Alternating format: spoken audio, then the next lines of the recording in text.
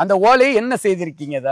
வீடுகள்ல வந்து கூரை போட்டு கம்பு வீடு போட்டு வீடு குடிசல் வீடு. இப்ப இது என்ன ரேட்டுக்கு கொடுக்குறீங்க? அது கீத்து வந்து 230 ரூபா. இத பின்றதுக்கு உள்ள தகுதியான ஆட்கள் இப்ப இருக்காங்களா? அதுல பனை ஓலையிலும் மேய்வாங்க. பந்தல் இந்த கல்யாண வீட்டுகளுக்கு பந்தல் போடுறோமா என்னால மாதிரி இது நிறைய பின்னிங்கிட்டு பூரா இந்த வீடு தான் நிறைய இருந்து. இப்ப இந்த பூராமே தாரத்தை போட்டு வெக்கையில் கிடக்காங்க.